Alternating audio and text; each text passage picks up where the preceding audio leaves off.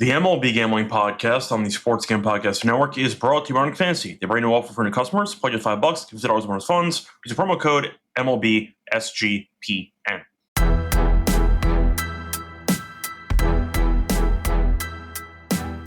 And welcome, everybody, to the MLB Gambling Podcast here on the Sports Gambling Podcast Network. It is currently Sunday afternoon, September 7th, around 6 p.m. Eastern. I'm your host, Scott Rachel, once again joined by Lonte, and together we're going to get into the games for Monday. I believe there are 11 games on the card, so not a full slate, but still a lot of games to get into. But a reminder before we get into any of the actual games that I have to remind each and every one of you that we do have some discount codes available on the merch store. Use the code football at checkout for a quarter off everything in the merch store. And also make sure to check out the MLB Gambling Podcast. And a reminder, you still can enter, in theory, the NFL Survivor contest that we have. $100 entry fee, winner take all, if you want to do the Sunday night or the Monday night game. So check that out. But use the link sportsgambling.com/survivor. Said before, I'm here with Lonte. Lonte, how's it going with you? What's up? How are you enjoying the baseball, the, once again, I guess, tennis, or even just football that's going on right now? Yeah. It's cool, man. It's all right. Just dial back on NFL. But, yeah, I mean, it's going pretty good. It's going pretty good. Baseball, not so well over the past few days. So got to get back right. Hopefully we can start off with some winners on this week. Yeah, hopefully we can do the same. I do know the Yankees had a pretty good series, though. Lost the opener to Toronto. They gained a game. All I could ask for. Boston's been terrible against Arizona, so that's kind of opened up a bit of a distance there as well. So pretty decent weekend for the Yankees. We'll see what they can do moving forward. But for the bets, I kind of cut back a bit just to get into football, etc., but still been betting baseball, even WNBA, so I've been busy. But either way, a point aside to move on into the games here for Monday. So, starting off with the first game on the card, we have the Royals taking on the Guardians. You have Burgert against Ciccone. Now, for the pricing here, I do see the Royals at around plus 105. I see the Guardians at minus 125. For the over-under, I see 8 or 8.5. Now, Ciccone has been quite bad lately. No way around it. In fact, he has allowed at least 5 earned runs in 3 of his last 5 starts. It has not been pretty. And you're looking at Burgert, who has been pretty good this season, but not really as big of a sample. 2-1, 2.61 ERA, but he has allowed less than 3 earned runs in, let me actually go all the way back here. 1, 2, 3, 4, 5, 6, 7. In 8 straight outings, he's allowed less than 3 earned. I know Kansas City's not been great recently. Cleveland actually did win the last couple against Tampa. But I'm going to go with the Royals' first 5 here. I'm going to ignore the bullpens. I do think that the Guardians have kind of found ways to win recently, and they might be in pretty good form. Kansas City's in the wild card race based on run differential, though. I think they are highly overrated. But I do think in the first 5, they might have a lead because Ciccone's been getting killed lately. So give me the Royals, first 5, money line in this game. Yeah, I'm with you there. I also like the Royals full game. I mean, I really just don't trust Cleveland at all. I really don't trust Kansas City at all. I'm more so on the under than anything.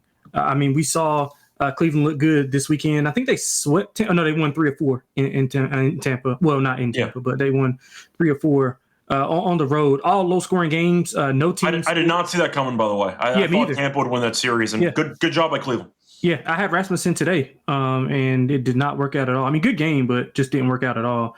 I like the under. I think both teams are offensively inefficient. And it's hard to kind of guide. As you can tell, I mean, they scored 2 runs, 3 runs, 7 runs, 2 runs, like 8 runs, 7 runs. Like, so it's just complete inconsistency. You talked about it with the pitchers. Nobody I really trust. Burgert's been, like you said, he's been fine since joining KC. No more than 2 earned in any of his starts. Sassoni's allowed a home run in 9 straight. 7 of those, 7 straight at home. I don't really trust Cleveland and the pitching staff. Sassoni, I will say. So I'm going to take Kansas City, and I like the under as well. I don't think either offense can capitalize on the pitching that's going to be going on. Yeah, I think 8.5 is too high, so I agree with you on that one. Moving on to the next game, Nationals taking on the Marlins. So we know both teams are not going to be going to the playoffs, but either way, season must go on. Cavalli is against Junk in this game. For this one, you have Miami, who is going to be favored. We have no lines for this game at the moment, but we know the Nationals stink. So Miami will be favored in this game. Total, once again, no lines. So I'll ask you, because Cavalli's been kind of up and down so far this season. I think his stuff is okay, but for the most part, it has not exactly been pretty lately. And Junk was having a pretty good season. He ended up getting injured, and now he's coming off the IL. He's not pitched since August 23rd. So we'll see how he goes, but point is, he has not really pitched in a couple weeks. I'll ask you for this game because Miami will be favored. I think I'm taking Washington, but I'm not going to bet this game at all. But I don't trust either team whatsoever. I think Cavalli's got decent stuff. He's got to work on it a bit more. But I don't really like backing pitchers right off the IL. And it's not like Miami's playing great baseball. So for what could be maybe a decent plus money price, I'll take the Nationals. But I'm just not going to bet this game. Yeah, I don't have a strong take in it. It would be over or nothing. I mean, two bad teams, especially the offenses, should maybe look to be the strength on each side. I will say something that I didn't have in my bingo card was Washington going down to Chicago and winning against the Cubs 2 out of 3, and pretty decent fashion as well. So they are. I think they've won 5 of 6. And Miami's lost 5 or 6 or 6 or 7 or something like that. So they won today. They beat Philly, but they've not been good. Yeah. Okay. So regardless, they've won. Let me see. I'm trying to figure out the exact. Yeah, I'm pretty sure they are like 1-6 in their last 7. It's been bad, but they're 1-5 and they're 1-5 in their last 6. So yeah, I think we see some runs here. I mean, I don't really trust the pitching on each side. Like you said, small sample size for Mazur. And Savale is just like, he's got a high hit rate, 14 earned in his last 3 on the road as well. So who do you have pitching in this game? I have Mazur pitching. Okay, so I have Junk coming off the IL. Okay, yeah. See, I don't know if it's going to be Mazur or not, but either way, I'm taking Washington either way. Yeah, either way, I like the over. And yeah, I wouldn't be able to bet either side. I'll be on the over, but I think it'll be some runs, Junk or Mazur. It doesn't really matter. Yeah, once again, I just want, for clarification purposes, we're not exactly sure who's pitching for Miami. Yeah. I think it is Junk because he was just activated. Yeah, that's fair. If it is Mazur, it's fine. I will go with Washington anyway for this game. Moving on to the next game. You have the Mets taking on the Phillies. You have the reincarnation of Tom Seaver pitching for the Mets as McLean's on the mound, and you have Nola, who's been awful for Philly, on the mound for this one. Phillies -115, Mets are -105. Really not a great ending to the series there for the Mets. They went 1-2 against the Reds. They could have gotten swept. Diaz got out of that bases loaded jam with no outs in the 9th inning. They could have gotten swept in that series. And Philly, we know, did win the series against Miami, did lose the final game. And of course, they are very good at home, 45-23. However, Nola has been really, really bad, consistently bad. And there's been no signs of progress at all. You figured maybe since he came off the IL, missed a couple months, he'd be fine again. And he is not. Last 2 starts, 11 innings, 10 earned runs. So I'll back the guy that looks like Tom Seaver. Give me the Mets' first 5 in this game. McLean's been a monster. I got nothing else to really add there. I don't trust the bullpen, though, so I'm going to avoid the Mets because I don't really trust the final couple innings. But I like him early. I think Nola's going to fall behind into the first couple innings. So I'm going to go with the Mets' first 5 in this game. Yeah, I'm going to go with the Mets in the over. I don't trust Nola at all. You talked about it. I mean, if you look at it, the Mets have owned them. They've won 8 of their last 10. This year, they've won, what is this? They've won 7 of 9. So, they've owned this team. Yeah, it's pretty much been in dramatic fashion. I'm just looking at the runs that they've scored. 6, 13. They had 1 in there, and they scored 11, 2, 4, 5. So they've pretty much had their way. And the over has been hit about 5 of those 9 times. So with Nola's struggles, I like McLean. I think this will be a really good series. I'm looking forward to it. I think the Mets are going to continue to own this team. So give me the Mets at home. I mean, on the road, and I like the over as well. I think we see some runs. Yeah, I think that the over is how I'll look too, but I like the Mets team total over. Yeah, that's fair. The reason why I'm not taking that, though, is because I want McLean. I feel like part of the reason why I'm picking the Mets is because, 1, I don't like Nola at all, and 2, is McLean's an absolute monster. So if I take the team total, I'm just skipping out on the better pitcher in this matchup. So that's why I'm going with, once again, the Mets' first 5 in this game. I do want to ask you, though, about the Mets, because they're still 4 games up on Cincinnati, but it feels like every time they're on the verge of actually creating genuine separation, they mess it up. So I'm just going to ask, like, what are your thoughts on the Mets right now? Do you think that they choke? Do you think they get there? Because I don't think the Reds are good enough to actually surpass the Mets. Yeah. But I don't think of the Mets as being a scary, quote-unquote, wild card team because they're just so inconsistent. I just don't have faith in them to close games out because that bullpen's atrocious. Yeah, I'm with you. I think it'll be a more of just the Reds, like you said, just the Reds not being as good rather than the Mets just pulling away and being the superior team or anything like that. Yeah, I don't really like their pitching, to be honest with you. They're too inconsistent overall as well. I mean, Soto can go on a run. I mean, we saw it firsthand. He went on a run with us, a couple of blocks over. But I mean, it depends on the matchup as well. But I'm just not a fan of their pitching, to be quite honest. I mean, because what do you go with your 1, 2, 3? Who are you going with? Well, they demoted Senga, so Senga's not an option anymore. Senga was terrible anyway for the last month, but he got demoted. So right. So who do you go with? It's a pretty tough situation. Right, exactly. Starters. It's not pretty. I mentioned the bullpen. You're mentioning the starters. You might have Clay Holmes start a playoff game. McLean maybe is going to go for a playoff game. That's tough for a young kid. He's been so good though. I think he has. Peterson would be one of the guys because he has to be. I mean, even though he's not been as good lately, Peterson leads them in innings. His ERA is solid. You got to go with him. Yeah, he's solid. I think you're probably looking at Peterson, Holmes, and then maybe McLean. Like, it's kind of disgusting what the rotation would be for a playoff series. And I still don't trust their bullpen. Helsley's been terrible. I know Diaz had a pretty decent season. I still don't trust him at all. So you have a lot of questions with that pitching staff. Exactly. So it's more to do with the Reds not being good than the Mets being the superior team and just pulling away with it because they're the superior team. So that's what I think. Although the Reds had a good comeback win today. I will say that. They did. That's why I was mentioning it, because they showed some signs of life in the series. They gained a game against the Mets.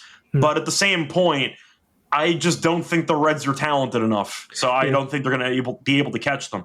But I asked Dylan this question the other day, and I'm going to ask you the same question because I am curious if you'll actually get the answer or not. Elly De La Cruz, since the start of the month of July, do you want to guess how many home runs he has in the last 2 months and change? 3. He has 1. Yeah, well, I'll tell you this. I was involved with Cincinnati Friday, I think. Bases loaded, bottom of the ninth, no outs. He didn't take the bat off his shoulder. He strikes out. No, he didn't just strike out. He didn't even move the bat. The bat stayed on his shoulder the entire bat. That was so bad, man. It was so bad. It was terrible. I had a couple of those this weekend, man. Imagine if you had the Dodgers. They're no hitting Baltimore. Then Jackson Holiday tees off. 6 guys got on base in a row. Yeah, so it's just like that. And then the Cardinals come back down 2-0. They have nothing going. Bases loaded. The guy walked. I forgot who the pitcher was. He walks like 3 guys straight. Yeah, and the guy ropes it down the line. Yeah, right. I know what you're talking about. That was my weekend. Yeah, I was just asking about the Elly thing because I feel like most people just have not realized how bad Ellie's been for the last 2.5 months or so. Yeah. And he had an RBI today, so he helped them win. But 1 home run for a lineup that I'll use the word desperately. They desperately need his power. Yeah. And he has not been showing any of it. So I wanted to mention that. He also leads the league in errors. So not exactly the best season for Elly. Moving on to the next game. Honorable mention, though, for Volpe, who had another error on Sunday. Anyway, moving on to the Cubs taking on the Braves. Cubs really not playing that great. They end up losing a series to the Nationals. You have Rhea against Strider. For this one, you have the Cubs at -150, Braves at +125. For the over-under in this game, I see it being set at 8.5. Forgot to mention, by the way, the over-under in that Mets game was 9. Apologies, I forgot to mention that. But for this game, 8.5 between Rhea and Strider. Strider just faced off against the Cubs, and he was really not that great. 5 innings, 3 earned, 1 strikeout. I had the under strikeouts. I appreciate it. Now, they were up a ton of runs, and they choked in that game. The Braves have actually not won a Strider start in a while. They've lost 5 in a row. The Striders actually made a start in. Now, you're looking at Rhea, who pitches to contact, doesn't go much distance, and the Cubs have not really been that good lately. And Rhea, for the last couple of starts, the last 2 starts, 8 2/3, 10 runs allowed, 9 of them being earned. So I think I like the over in this game at 8.5. But even though the Braves have lost 5 in a row, with Strider pitching. I think plus 125 is a great deal. I think the Cubs laying 150 with Rhea, who's been bad recently. The Cubs are only 3 games over on the road. They're significantly better in Wrigley than other ballparks. I'll take the 125. I think that it's a pretty generous price on Atlanta. I understand that I can't stand this team, but you know what? Money's money, because the Cubs have not been good enough lately to warrant laying 150. Give me Atlanta plus 125 in the the over. Yeah, both of these teams, I don't want anything to do with. I'm not betting this game. Chicago, I might go over, maybe over. Chicago, they cost me this weekend as well, but I do like the over. I mean, you look at the last 2 games for Atlanta, 28-4, they've been outscored, and that's off the heels of being outscored 19-4 in one game by the Phillies. So they haven't been good. Both teams have been inconsistent.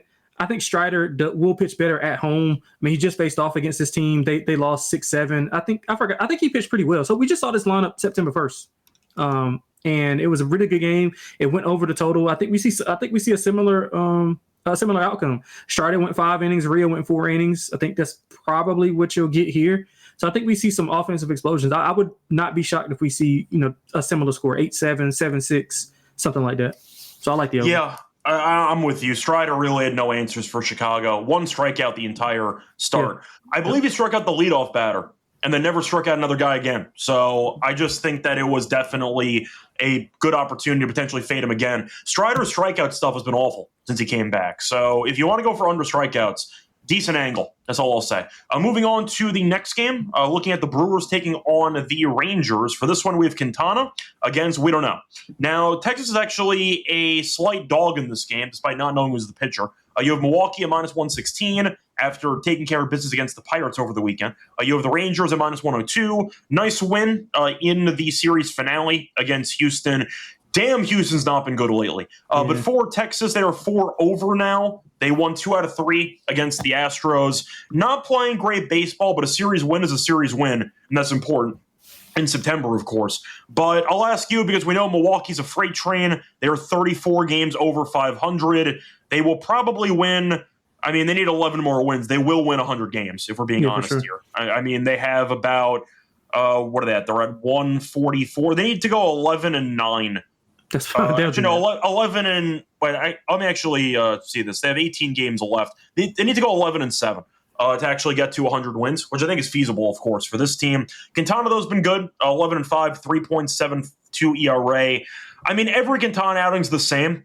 You look up and it's like a 3-2 game, and you wonder how is he still pitching with everybody on base, and he still somehow only gives up about 2 earned runs.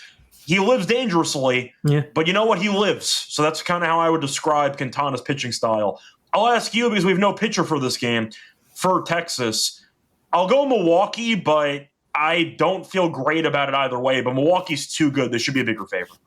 Yeah, I agree with that. Quintana, like you said, we know what we're going to get with him. Texas has been inconsistent. I mean, if you look at the last 4 games, 4 runs, 0, 4 runs, 0. So just a lot of inconsistencies. And that was against a Houston team and Arizona. Arizona's been playing better, but still it's against Arizona. I mean, I don't really trust them regardless of who the pitcher is. I trust Milwaukee. I pretty much know what I'm getting with Milwaukee, although they haven't been, as good lately. I mean, they've won 6-4 and they got a good sweep this weekend, but they just haven't been up to par like they have been earlier in the season. So I think the price is a little bit short. Quintana, I know what I'm going to get. I know what I'm going to get with the bats. I don't trust Texas offense. I'm going to go with Milwaukee on the road. Yeah, I just think at the end of the day, this team is too good to be laying this number that's so short. So I'll go with Milwaukee in this one. Moving on, before we get into the remainder of the card for Monday, I'm brought to you by our sponsor, which is MyBookie.ag. So using to bet on football, college football, use the prop builder for different sports. They also have a motto, which I know that we all agree with: bet on anything, anywhere, anytime. Speaking of which, Lonte, you get down on the golf at all? No, I didn't. I know Rory won, though, but I didn't. That's why I was asking. I wasn't sure if you were invested in that. No. I wasn't. Not this time. I'm waiting for next week. Yeah, either way, though, pointed you can use golf as well. But check out all the different sports they have. Use crypto for deposits and payouts. When you sign up for a new account, use the code SGPN to get 100% bet back bonus up to $500 for new customers. MyBookie.ag promo code SGPN.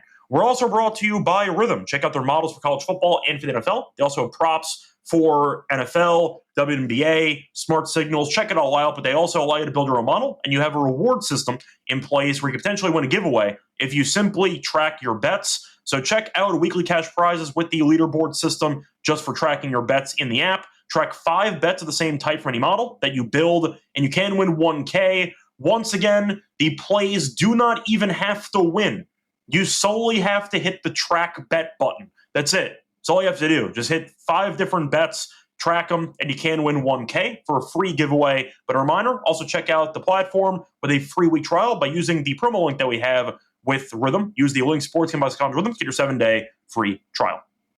Welcome back, everyone, to the MLB Gambling Podcast. Finished going the first couple games for Monday. Time to keep it going with the next game.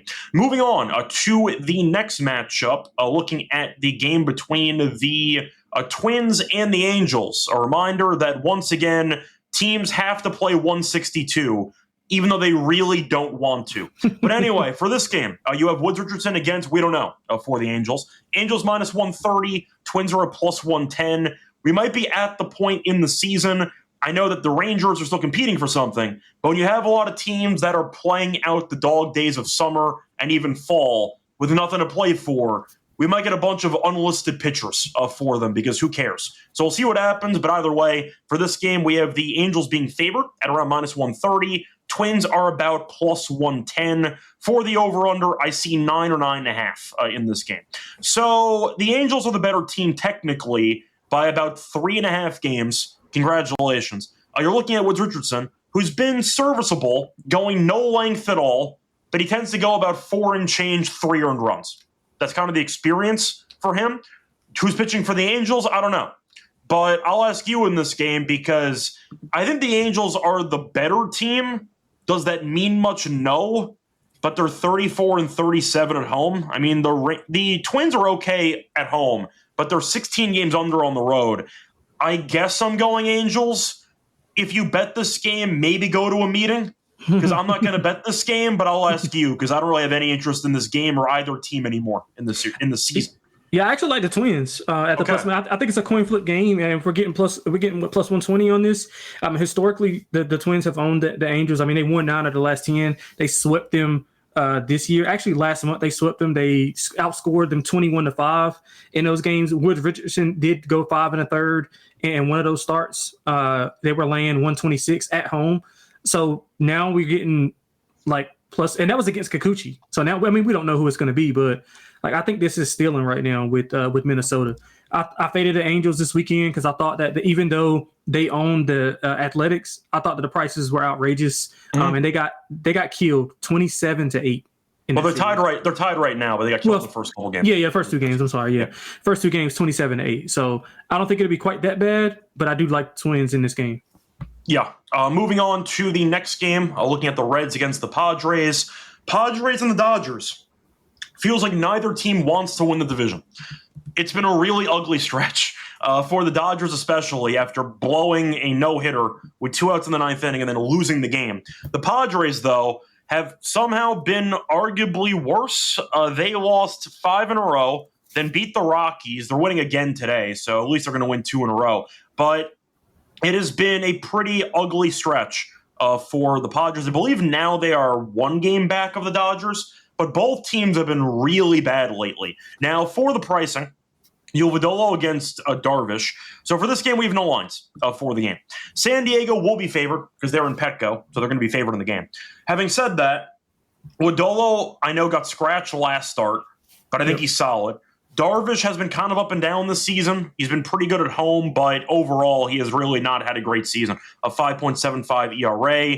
Last home start wasn't great either. Last 2 starts, he has gone 8 innings, giving up 8 runs, 7 of them earned. So once again, Darvish has been kind of a mess. Reds won the series against the Mets. Maybe that'll help them momentum-wise. Should have swept them. I really don't want to lay a minus price with the Padres, who've been awful for the last couple of weeks. And winning 2 games in a row against the Rockies does nothing to instill after being confidence. Shut out. After being shut out in that one by Freeland, who struck out like 10 guys. So 8 innings, right? Yeah, 8 innings, 10 strikeouts. It was just an insane performance. Against Pivetta, who's good. Pivetta's good. Yeah, Pivetta historically though in Coors has been really bad, but scoring no runs against Freeland's concerning. I'm going Reds here. It will be plus money, and I like Lodolo more than Darvish. So give me the Reds in this one. I think you summed it up perfectly. I like Cincinnati. I thought they got they didn't get hosed, but I thought they should have swept the Mets. I mean, bases loaded, no outs, bottom of the ninth. I mean, you got to get at least one run across. They didn't get hosed, but they had a chance to sweep. Yeah, that's what I'm saying. Like they just poor execution. Like hit the ball in outfield. It's not hard. Even a squeeze play, try something. Anything. Like they didn't. I think they put the ball in play once with 3 batters. It was a ground ball with 2 outs. Yeah, like that's horrible. So I think they'll carry some momentum. I mean, they ended up winning the next two, 6-3 to 3-2, 6-3 and 3-2. I like Lodolo. He's actually pitched against San Diego, and he won that matchup 3-2. Low scoring game. I think we kind of see a low scoring game here. Can't trust San Diego. So I'm going to take Cincinnati at the plus money because I'm pretty sure it's going to be a nice price for that. I agree. Moving on to the next game, Cardinals taking on the Mariners. I know that Raleigh, I believe, is now 1 behind Mantle, I think, for most homers by a switch hitter in a single season. For this one, you have Mikolas against Wu. Mariners are minus 205 at home. Cardinals are plus 170. For the over-under in this one, I see 7.5. Mikolas, we know, has been bad this season, but occasionally will sneak up on you, and I'll actually have an okay start. For Seattle, though, they won 18-2 today, so nice job by them. I know Atlanta stinks, but you know what? Wins are wins, and they count. So they outscored the Braves 28-4, as you mentioned before, in the last 2 games. They snapped the 4-game losing streak with that stretch. I'll ask you for this game, though. Do you really want to lay 205? The run line for Seattle in this one is about minus, I see even money, actually, for the Mariners here. Do you think the offense carries over, or do you think that they go back to a classic home environment and we get another rock fight in our hands? What do you like in this game? Yeah, I like the Seattle team total over. I would play the full game over as well. I mean, Mikolas has not been good on the road. So while I don't think they'll score like they did, this weekend, I do think that they'll be able to score, 5 or 6 runs, even off of Mikolas. I mean, he's allowed 4+ in 5 straight on the road. Now, he has put together back-to-back good performances where he allowed only 1 in each of those. But on the road, I mean, his road ERA is sky high. His hit rate sky high on the road. It's like night and day. I trust Wu. He's fairly steady. I kind of know what I'm getting with him. He's allowed 2 or less in 3 of his last 4 home starts. So it would probably be a Seattle team total over, or maybe Seattle minus 1.5. I do think that they can win by multiple runs here. So it'll be Seattle team total over and minus 1.5 for me. Yep. Moving on to the next game, I agree, by the way. I think that Seattle, at least based on the price, even money's too good to fade Mikolas on the road with a team that scored 28 runs in the last 2 games combined. Yep. Moving on to the next game, Diamondbacks taking on the Giants. Diamondbacks blew the lead. Red Sox are now leading 4-3, but they've had a pretty good series so far. For this one, though, you're looking at Chrismet against Webb. You have the Giants at minus 180 at home. You have the Diamondbacks at plus 150. For the over-under in this game, I see 7.5.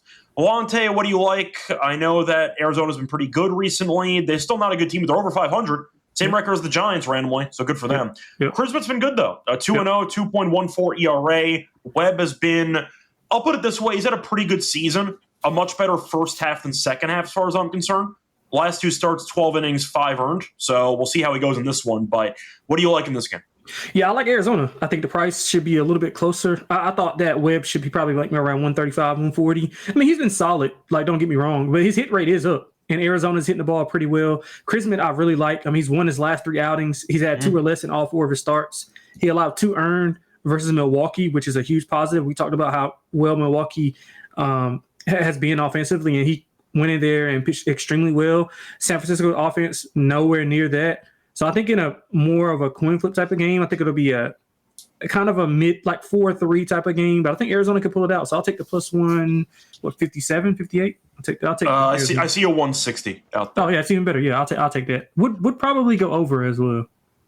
Yeah, so I'm going to go with the under. I do think that Chrismet and Webb should pitch well, but I agree with the side. I think Arizona's been good enough. They've been feisty is the word I'll use, and I do think that for a team with the same record, with a young pitcher that's actually been pretty good so far this season, I just can't believe the Giants are laying 180. I just think that's an insane price. I get Webb at home historically has been incredible. That's fine. I think 180 is just an egregious price for this team. Agreed. Give me the Diamondbacks at plus 160. Moving on to the next game on the card, the second to last game, I believe, on the card, Red Sox and the A's. Both teams are playing right now. not against each other, but still. We have Crochet against Morales. For this one, you have the Red Sox at -165. The A's are at +140. For the over-under, I see 9 or 8.5. Now, we know Crochet is going to finish runner-up in the Cy Young because they're going to give it to Skubal. I think we all know that. But the point is Crochet's been good, except his last start. He was in great form. Then he got destroyed by Cleveland. 6 innings, 9 hits, 7 earned, 4 home runs allowed. One inning. One inning. They won the game. Yeah, they did. They won the game. They won 11-7. So they won 3 in a row. Crochet, though, has a home run problem, which I will mention, which can be a problem in this ballpark, but he has allowed at least 1 home run in 5 straight. So keep an eye out for that. He gave 4 home runs last start. Not the ballpark where you want to have a home run issue for this game. Morales, though, has been phenomenal, and I feel like most people still have no idea who he is. ESPN, fun fact, has no picture for the guy.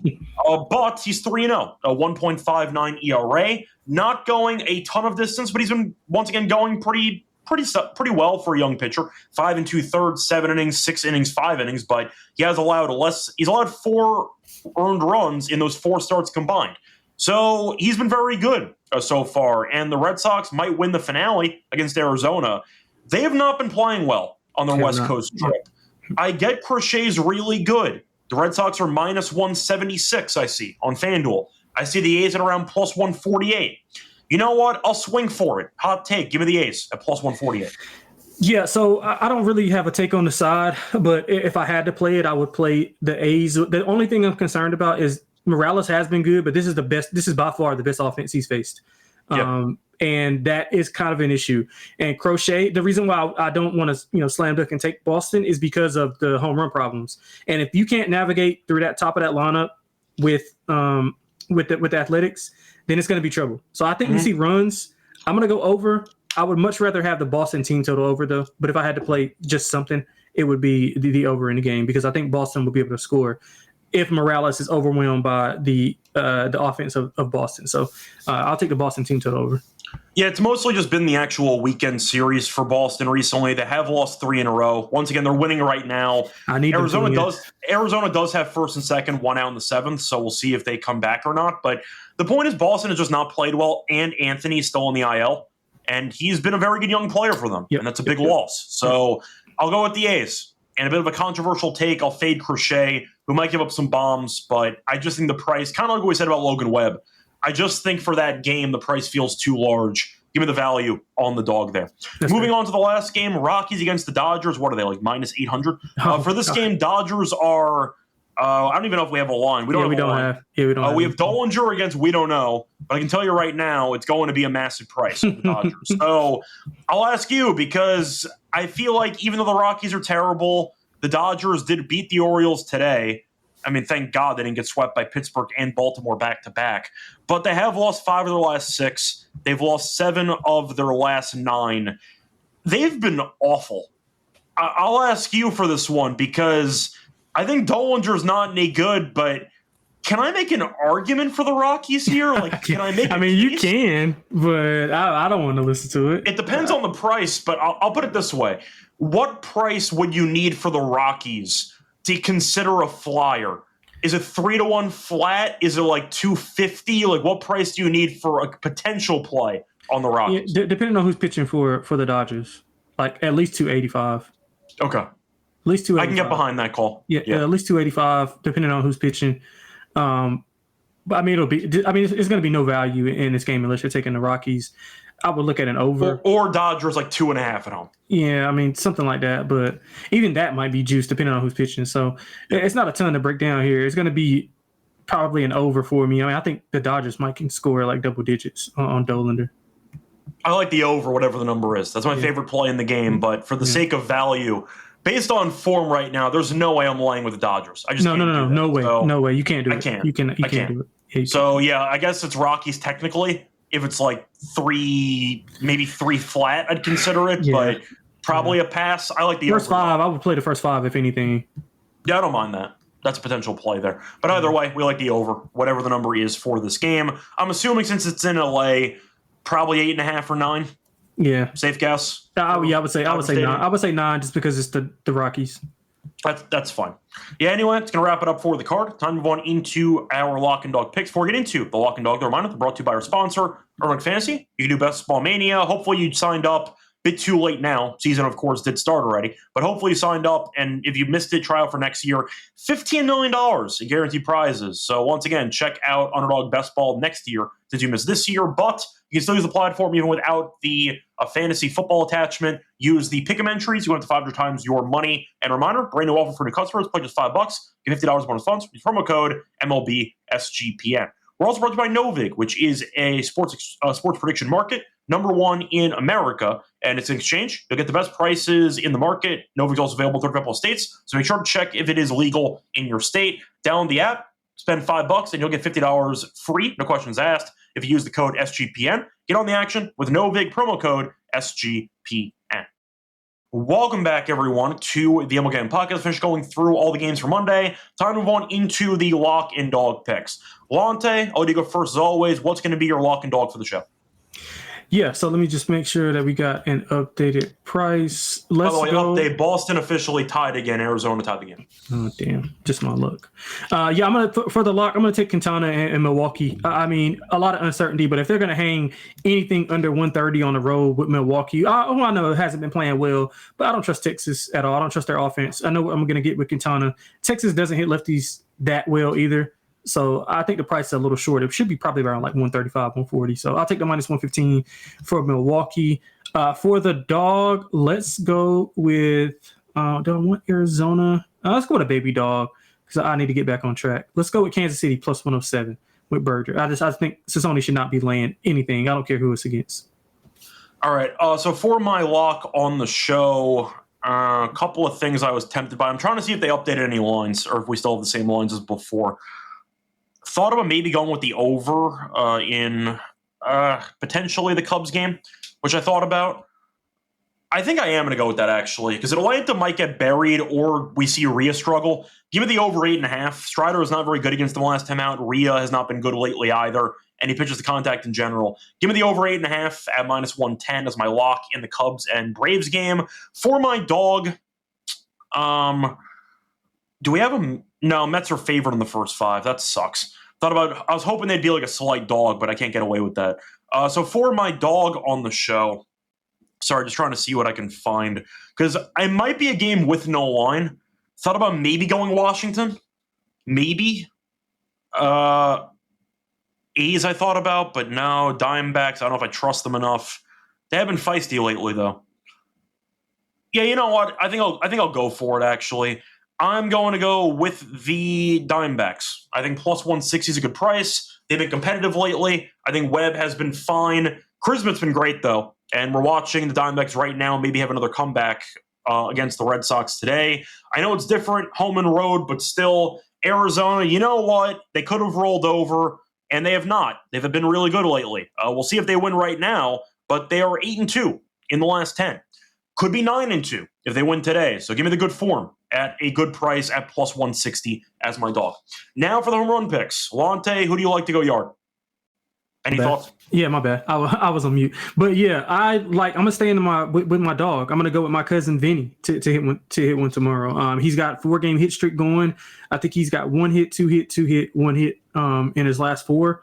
He's got a home run in that span. Sissoni's allowed a lot of contact, a lot of home runs. So I think that Vinny can go yard tomorrow. So let's go with Vinny. Okay. For me, looking at the Mets numbers against Nola, trying to see if there's anybody that I'm tempted by. I'll go for it. You know what? Why not? It fits well with the right field there in Philly. Give me Soto. Gave out Soto previously on the show in the past. He went yard. I know he's been good lately. So I'll go with Soto to go yard in this one. Anyway, it's going to wrap it up for the show. Of course, we're back with the prop show on Monday morning. We're back again to get into the Tuesday games, roughly 5 p.m. I know we were a bit later today. You know, football's football on Sunday. Anyway, Lonte, anything you want to add before we officially end the show? That's about it, man. We got 4 one-possession games. Well, 3. So, yeah, we're going to enjoy that football. Yeah, something witching hour. Anyway, until next time, good luck to all of you and all of your bets. Bye, everyone.